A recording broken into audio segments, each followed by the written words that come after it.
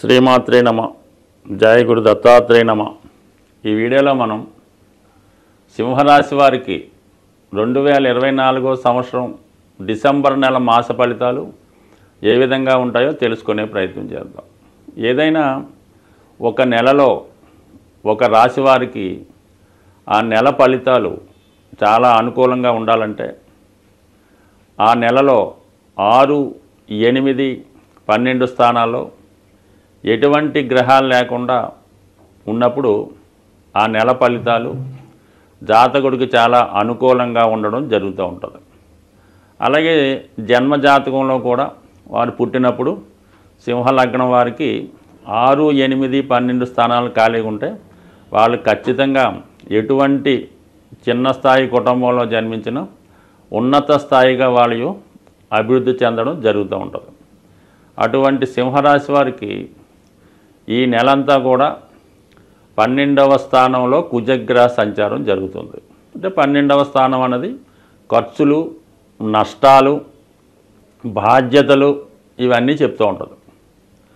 సరే, కుజుడు చతుర్థ భావాధిపతిగా 12వ స్థాన సంచారం అన్నది చాలా వరకు ఈ రాశి వారికి స్థిరాస్తులు, భూములు అభివృద్ధి చేయడానికి కానీ వాటిని కొనుగోలు చేయడానికి కానీ ఈ స్థితి చాలా వరకు అనుకూలిస్తూ ఉంటుంది.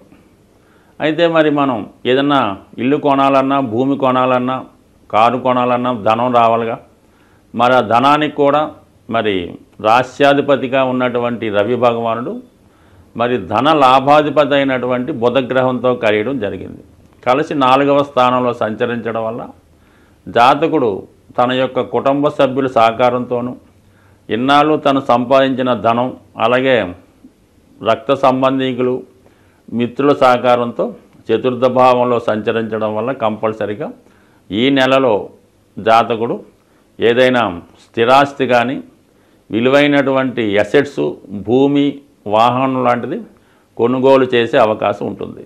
సో దానికి కుజుడు 12లో ఉన్నప్పుడు మరి భూమి మీద పెట్టుబడి పెట్టడం జరుగుతుంది. కాబట్టి జాతకుడు ఏమాత్రం ధైర్యంగా తను సంపాదించిన ధనాన్ని ఇన్వెస్ట్ చేసుకోవచ్చు.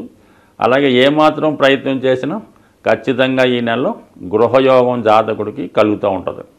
సో అలాగే ముఖ్యంగా మరి ఈ ధనస్థానంలో ఉన్నటువంటి కేతుగ్రహ సంచారం, అలాగే 6వ స్థానంలో ఉన్నటువంటి శుక్రగ్రహ సంచారం జాతకుడు కొంతవరకు రుణం కూడా చేసే విధంగా ఈ గ్రహస్థితి అవకాశం ఉంది. కాబట్టి ఏదైనా అవకాశం ఉన్న చోట ఏదైనా మంచి సంస్థలో రుణం తీసుకొని మరి గృహం కొనుక్కుంటే మంచిది.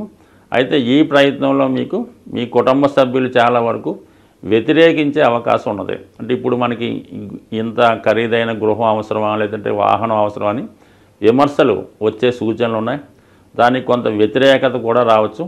అయినప్పుడు కూడా మీ నిర్ణయం ప్రకారం మీరు ముందుకెళ్తే భవిష్యత్తులో అది మీకు మంచిగా లాభంగా మారే అవకాశం ఉంటుంది. కాబట్టి ఎవరేమనుకున్నా మీరు తీసుకున్న నిర్ణయమే కరెక్ట్ అవుతుంది. కాబట్టి ఖచ్చితంగా మీరు ముందుకి వెళ్ళిపోవచ్చు ఈ స్థిరాస్తి కొనుక్కునే విషయంలో.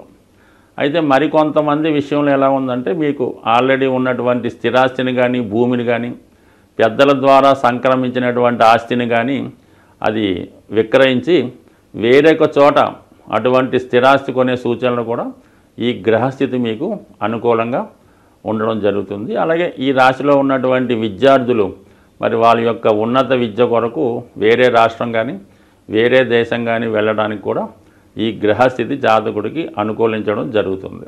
అలాగే మరి మనకి ఈ డిసెంబర్ 15వ తారీఖున రవిగ్రహం 5వ స్థానంలోకి మారడం జరుగుతుంది.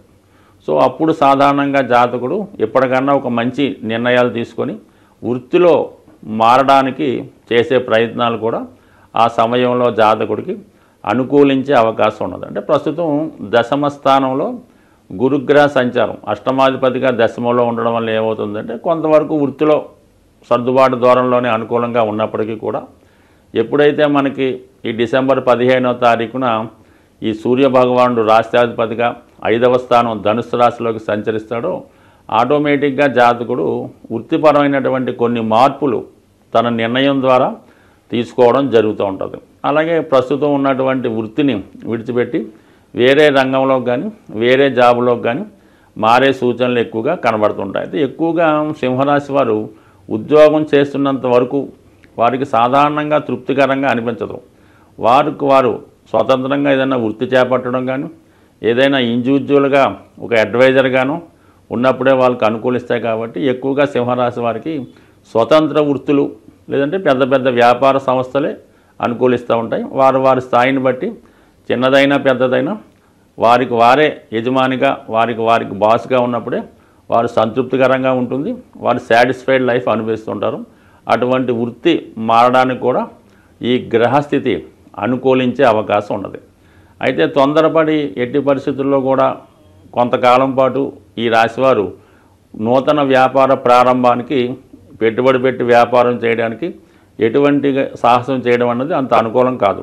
ప్రస్తుతం సప్తమంలో శని సంచారం రాశి మీద చూడటం వల్ల ఏమవుతుందంటే చాలా వరకు ఆర్థిక పరమైనటువంటి ఒత్తిడి ఏర్పడుతూ ఉంటుంది. మరి సుమారుగా 4 నెలల తర్వాత మరి అష్టమ స్థానంలోకి శని భగవానుడు మారడం కూడా ఈ అష్టమ శని ప్రభావం ఇవన్నీ కూడా జాతకుడికి అతి తొందరలోనే కొన్ని అనుకోని మార్పులు ఇబ్బందులు వచ్చే అవకాశం ఉంది. కాబట్టి సాధ్యమైనంత వరకు ఫైనాన్షియల్ కమిట్మెంట్ లేకుండా స్వతంత్రంగా తన వ్యక్తిగత సామర్థ్యంతో చేసుకున్నటువంటి వ్యాపారాలు లాంటివి ఏమైనా చేసుకోవాలి తప్ప కన్సల్టింగ్ లాంటి పెట్టుకోవాలి తప్ప ఎట్టి పరిస్థితుల్లో కూడా డబ్బు రుణంగా అప్పుగా తెచ్చి వ్యాపారం చేసుకుంటే మాత్రం రానున్న రోజుల్లో జాతకుడు ఒక విధమైనటువంటి నష్టానికి అవమానానికి గురయ్యే సూచనలు ఉన్నాయి. కాబట్టి సాధ్యమైనంత వరకు ఉద్యోగ సంబంధించిన విషయాల్లో ఎటువంటి ప్రయోగాలు చేయకుండా జాగ్రత్తగా ముందుకు వెళ్ళడం మంచిది. ఆల్రెడీ అష్టమంలో ఉన్నటువంటి రాహు మీరు ఎంత బాగా వర్క్ చేసినా ఏదో ఒక అపవాదు ఏదో ఒక నింద మీ మీద రావడం జరుగుతుంది.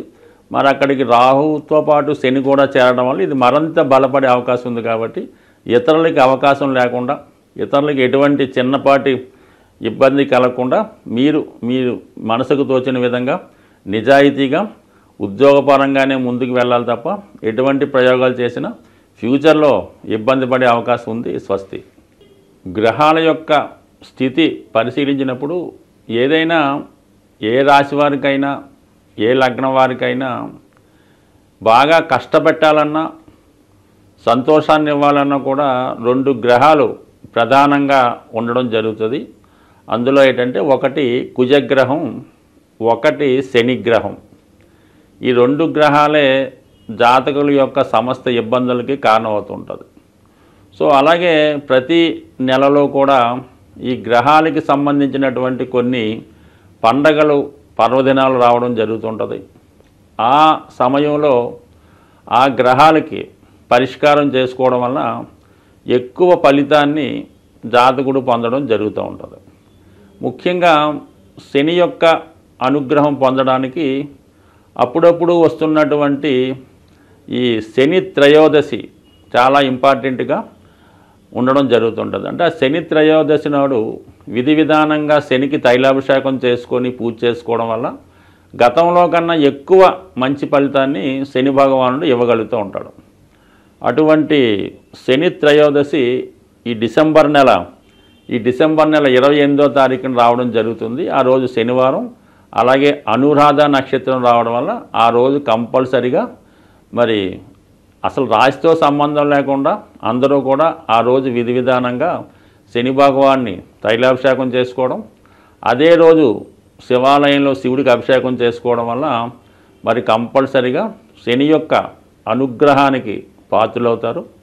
అలాగే కుజుని యొక్క అనుగ్రహం కోసం ఇదే డిసెంబర్ నెల 7వ తారీఖున సుబ్రహ్మణ్య షష్ఠి రాబోతుంది.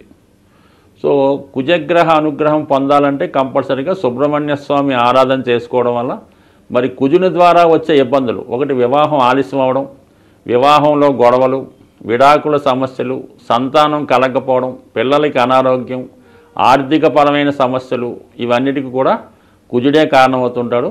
సుబ్రహ్మణ్య స్వామి ఆరాధన వల్ల కుజగ్రహ అనుగ్రహం పొందడం జరుగుతుంది. అటువంటి సుబ్రహ్మణ్య షష్ఠి రోజు ఖచ్చితంగా విధి విధానంగా ఉపవాసం ఉండి మరి ఆ సుబ్రహ్మణ్య స్వామికి వీలైన వారు అభిషేకాదులు నిర్వహించుకోవడం వల్ల, ఆ రోజు ఉపవాసం ఉండడం వల్ల కంపల్సరిగా ఈ 2 గ్రహాల యొక్క అనుగ్రహానికి పాత్రలవడం జరుగుతుంది. కాబట్టి కంపల్సరిగా మరి ఈ 2 కంపల్సరిగా పాటించండి.